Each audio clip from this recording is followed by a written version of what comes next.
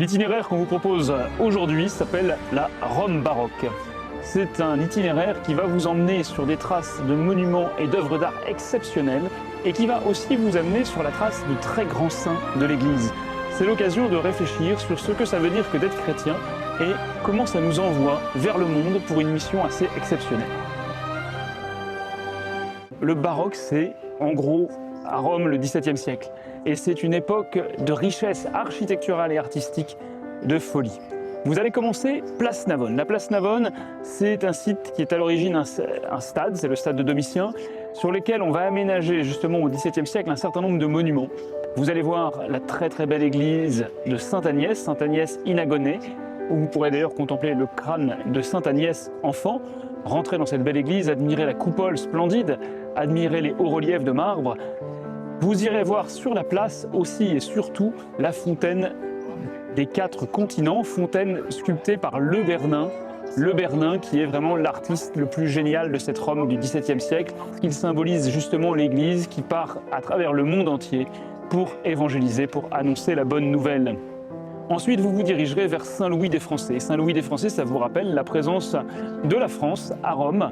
Et vous irez voir la chapelle où se trouvent les fameux tableaux du Caravage. Caravage, c'est aussi l'incarnation du peintre de la Rome baroque. Ensuite, vous irez au Panthéon. Le Panthéon, c'est à la fois un des très grands temples de la Rome antique, temple construit à l'origine pour Auguste, et qui est devenu ensuite l'église Sainte-Marie des Martyrs. Sainte-Marie des Martyrs parce qu'on va rapatrier dans cette église du Panthéon, sous le pavage du Panthéon, les ossements de centaines de milliers de martyrs qui étaient jusque-là contenus dans les catacombes.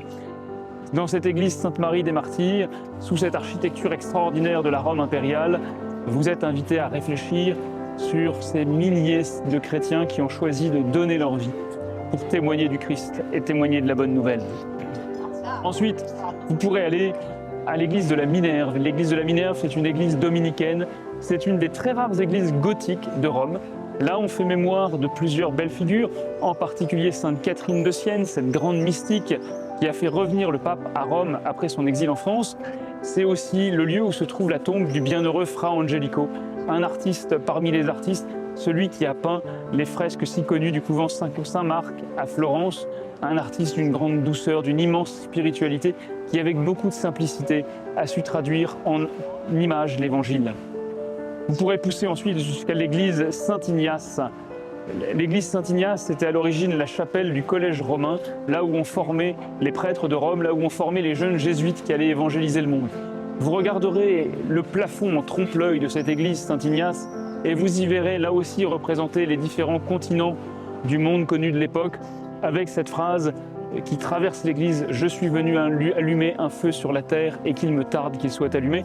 Cette phrase du Christ qu'on a proposé comme sujet de méditation à tous ces jeunes jésuites qui se formaient là, qui venaient ici se former pour la mission, qui allaient partir vers les 4 continents pour aller annoncer l'évangile.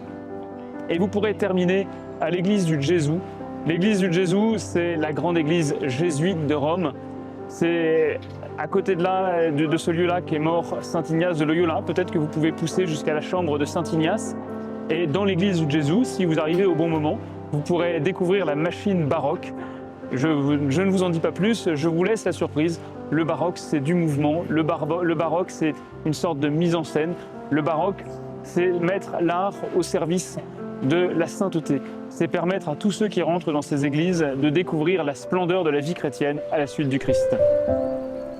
Si vous voulez méditer, n'hésitez pas à prendre le chapitre 10 de l'évangile de Saint Luc et vous y verrez l'appel des disciples, l'envoi en mission des disciples. Non pas les 12, mais les 72, c'est-à-dire un cercle beaucoup plus large. Un appel qui n'est pas réservé à quelques-uns, mais un appel qui concerne tous les chrétiens. Vous verrez comment le Christ les envoie en mission et vous verrez aussi le Christ se réjouir de leur retour de mission. Vous entendrez Jésus dire « Je voyais Satan tomber du ciel comme l'éclair. Satan tomber du ciel comme l'éclair. » Voilà ce qui se passe lorsque les chrétiens se mettent en route et décident d'aller annoncer la bonne nouvelle. Bonne route!